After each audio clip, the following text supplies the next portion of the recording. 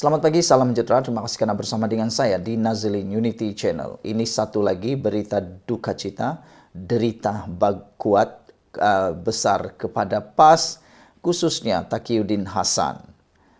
Kata Mahfuz, kemenangan Perikatan Nasional tidak akan buka pintu untuk mereka ke Putrajaya. Jadi ini satu berita, ini satu fakta yang pastinya menguatkan lagi bahwa Perikatan Nasional hanya akan bermimpi sehingga 2027. Itu hanya naratif biasa. Kemenangan Perikatan Nasional tidak akan buka pintu untuk mereka ke Putrajaya. Jadi, kalaulah orang Kemaman, pengundi Kemaman terlalu percaya sudah naratif kononnya, kerajaan akan jatuh, kerajaan akan tumbang selepas PRK Kemaman itu, maka amat kesianlah mereka kerana mereka kini di dalam keadaan yang seakan-akan terperdaya atau tertipu. Naib Presiden Amanah Datuk Mahfuz Omar menyifatkan kemenangan PAS di Parlimen Kemaman semalam tidak akan membuka pintu untuk parti pembangkang melangkah ke Putrajaya. Saudara-saudara sekalian, sebaliknya, beliau berkata, kenyataan ahli Parlimen Kemaman, Datuk Seri Dr. Ahmad Samsuri Mokhtar, bahawa kemenangan dengan majoriti besar dalam pilihan raya kecil PRK Kemaman sebagai game changer serta pembuka pintu kepada Perikatan Nasional PN menuju Putrajaya adalah sekadar laungan yang diulang-ulang. Beliau berkata bahawa kenyataan ahli Parlimen Kemaman, Datuk Seri Dr. Ahmad Samsuri Mokhtar, bahawa kemenangan dengan majoriti besar dalam pilihan raya kecil Kemaman sebagai game changer serta pembuka pintu kepada Perikatan Nasional PN menuju Putrajaya adalah sekadar laungan yang diulang-ulang. Kemenangan itu tidak membuka pintu ke Putrajaya dan saya fikir itu sekadar laungan yang diulang-ulang untuk tujuan membina keyakinan masyarakat dan rakyat. Kononnya mereka akan kembali ke Putrajaya dalam tempoh terdekat ini. Sedangkan itu tidak mungkin akan berlaku kerana majoriti 2/3 sudah pun lebih diperoleh Perdana Menteri Datuk Seri Anwar Ibrahim bersama Kerajaan Perpaduan. Bagi saya, mereka masih lagi bermain dengan politik yang boleh menimbulkan kegelisahan masyarakat. Saya harap mereka hentikanlah politik sedemikian dan kita tumpukan kepada pembinaan negara dan negeri, katanya ketika dihubungi Harapan Daily hari ini. Beliau diminta mengulas mengenai pasca PRK di Kemaman itu yang menyaksikan calon PAS yang juga Menteri Besar Terengganu Ahmad Samsuri memperoleh 64,998 undi menewaskan calon Barisan Nasional Jeneral Bersara Tan Sri Raja Muhammad Afendi Raja Muhammad Noor yang hanya mendapat 27,000 undi. Ahmad Samsuri atau Dr. Sam mengeluarkan kenyataan bahawa kemenangan itu akan jadi game changer dan akan buka pintu menuju Putrajaya menerusi ucapan sulungnya selepas diumumkan sebagai pemenang pada PRK tersebut. Mengulas lanjut, beliau berkata Ahmad Samsuri yang mengemudi kerajaan negeri seharusnya memberikan tumpuan kepada pembinaan negeri dan pada masa sama boleh memberikan pandangan atau idea yang baik kepada tanah air demi membina sebuah negara hebat pada masa akan datang. Pada PRK semalam, PAS mempertahankan kerusi Parlimen berkenan dengan majoriti 37,220 undi. Saudara-saudara sekalian, itu dia keputusan ataupun pendedahan daripada Mahfuz Omar yang mana membuatkan Perikatan Nasional terkantoi lagi. Sekian dulu untuk kali ini. Jangan lupa tinggalkan komen Anda, tekan butang subscribe. Kita jumpa lagi. Bye-bye. Selamat pagi, salam sejahtera. Terima kasih karena bersama dengan saya di Nazilin Unity Channel. Beberapa hari selepas PRK Kemaman, akhirnya muncul pula pendedahan apa sebab ahli parlimen daripada Perikatan Nasional, yaitu Menteri Besar mereka sendiri, Terengganu, Ahmad Samsuri, menang besar di Parlimen Kemaman. Rupa-rupanya inilah fakta yang ramai tak tahu, inilah fakta yang ramai nak tahu juga.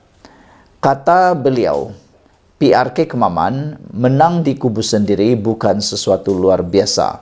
Itu komen daripada Muhammad Kamil. Jadi maknanya kemenangan Ahmad Samsuri sebenarnya tidak membawa apa-apa petunjuk makna yang baru, kata Muhammad Kamil. Kerana memang beliau menang di kubu kuat sendiri. Menang di kubu sendiri itu perkara yang biasa saja. Tiada yang luar biasa. Yang luar biasanya kalau beliau kalah, kata mereka.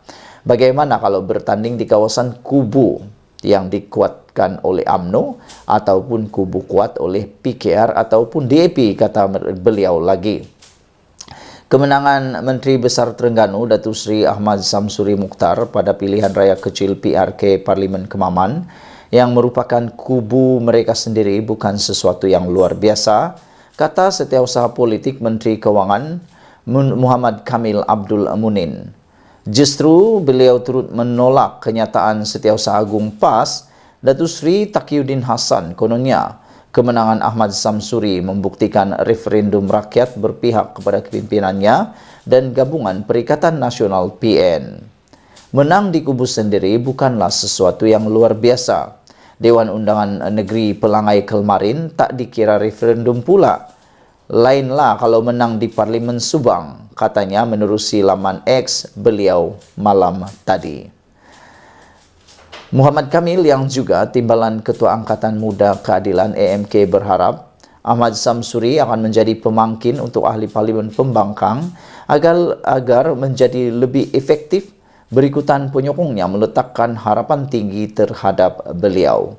PAS pada Sabtu mengekalkan status quo di Kemaman selepas calonnya Ahmad Samsuri memenangi PRK Kemaman dengan majoriti 37.220 undi setelah memperoleh 64.998 undi, menewaskan calon Barisan Nasional BN Jeneral Bersara Tan Sri Raja Muhammad Effendi Raja Muhammad Noor yang mendapat 27.778 undi.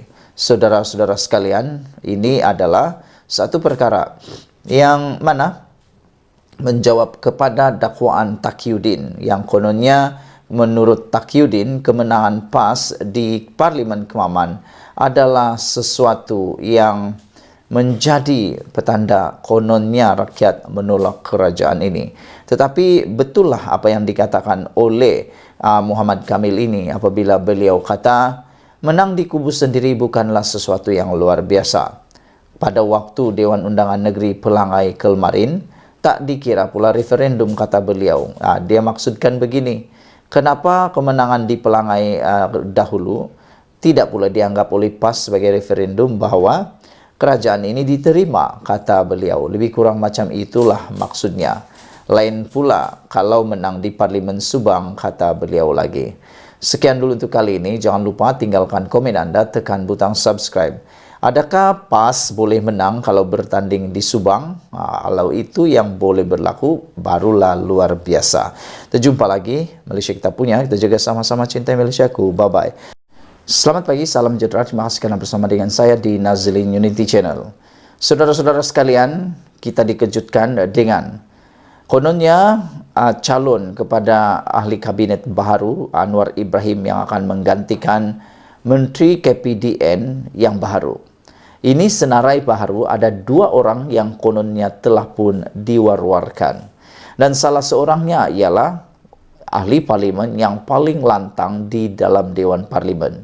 Siapa lagi kalau bukan ahli parlimen Hulu Langat.